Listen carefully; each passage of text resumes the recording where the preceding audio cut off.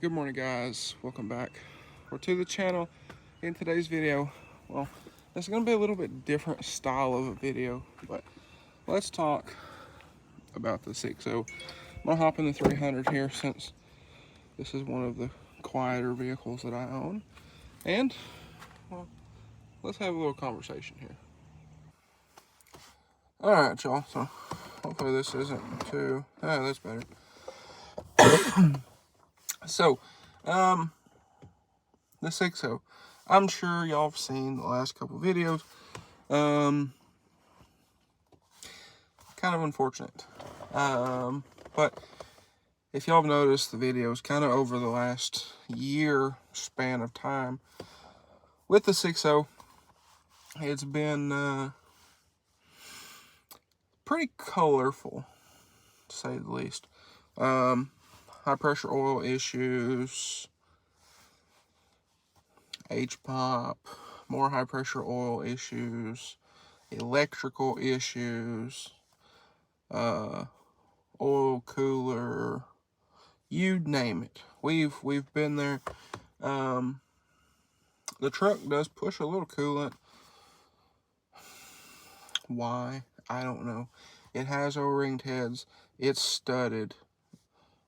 Everything was torqued with a snap-on torque wrench when it went together.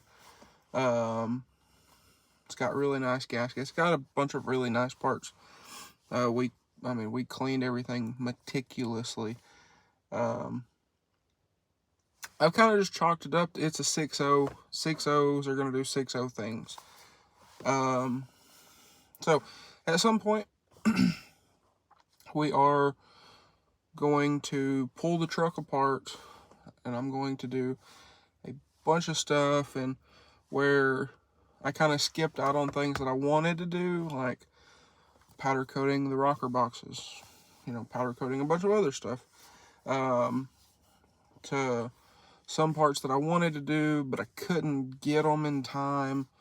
I'm not saying we cut corners anywhere, but some pieces that I wanted to upgrade a little higher, but I couldn't get the highest upgrade to make more power. I kind of settled for the little bit lower power, but still a really solid build.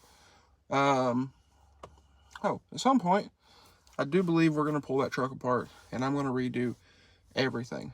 Like, for example, I was going to get a billet flywheel, things like that, and I just couldn't get them in time. So we put it together with a stock flywheel, whatnot. Not that it's a problem, just, like I said, stuff that I wanted to upgrade didn't really have the opportunity to, due to timing, which is pretty normal. So, if you follow, we've been having issues with battery voltage. We put a new alternator on the truck. The other one wasn't charging. We put a new one on it. It also wasn't charging. We replaced the plug on the alternator in the last video with the truck. It still wasn't charging. We tried to, kind of move some things around in the wiring to see what it would do. It still wasn't charging. Well,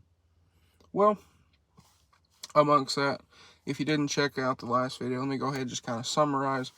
I took the truck for a test drive. We did have to disconnect the batteries. I don't know if that has something to do with it. I don't know. The transmission in the truck, and I'm not going to say this is a tuning issue, it's just when you make power with stock parts tend to break. So over the last year, the transmission has had its quirks. It's it's misshifted a few times, and it's like it gets lost from time to time.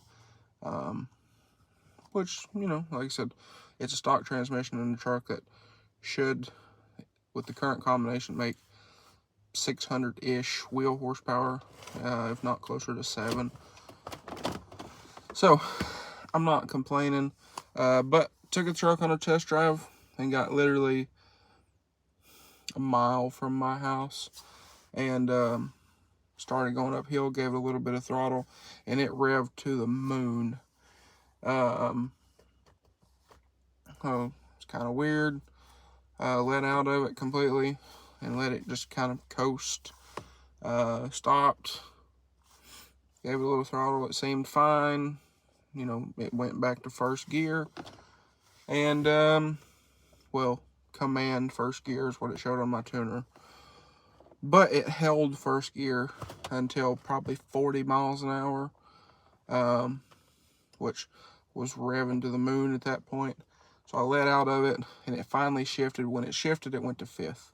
And from there, you know, I stopped a few times, and the truck was stuck in fifth gear. Got home, I stopped right out here in front of the house, you know, put it in neutral, pulled it back down into gear, stuck in fifth gear. So, with all the issues I've been having with the truck, I've been getting very frustrated with the thing because it's like it's one thing after another. And with the businesses, I need a reliable truck. And the 6.0 hasn't really been a reliable truck. Luckily, the thing's only stranded me a couple times. Then, you know, could be worse kind of thing. But last night, I was kind of talking to my grandpa about it, trying to see what's, you know, kind of next steps with the truck. And he asked me, and that question hurt. He asked me, he said, how much have you spent realistically in keeping that truck on the road in the last year? So not including the original like motor build, you know, just stuff that breaks, you know, keeping it on the road. That one hurt. I kind of went back through my bank statements and somewhat receipts, because I do keep receipts for stuff. So look back through the receipts, and it is an astronomical number, which I'm not gonna say. If y'all want to know, drop a comment, let me know, and I'll go in here and I'll print off the like book of receipts, and we'll go over it. But I think it's time for a new truck. So, that being said, I'm going truck shopping. I've actually been truck shopping the last 24 hours. I parked the truck down there yesterday. Come in, I ordered a battery for the white truck, so I at least have a truck, sort of. As I'm getting a text message from the guy I was talking to at one of the dealers. But ordered a battery for the white truck. We're going to kind of try to stick that thing back together, and hopefully it works, because that's not the most reliable thing either. But I've officially started truck shopping. So the 6.0, we're not getting rid of the truck. And I've actually been working on some videos, so there are going to be a few 6.0 videos still coming up. But unfortunately, as far as, you know, keeping on what I'm doing with the truck, it's really just not feasible.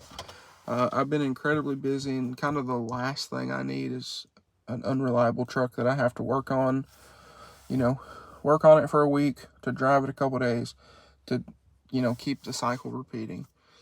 So, like I said, I'm looking at a few trucks, made some offers on a few trucks, and we're going to see what happens.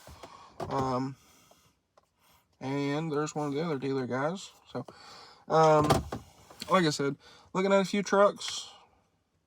I'm not exactly sure what I'm going to get. Looking at some 5th gens, looking at some steel bodies, some aluminum duties.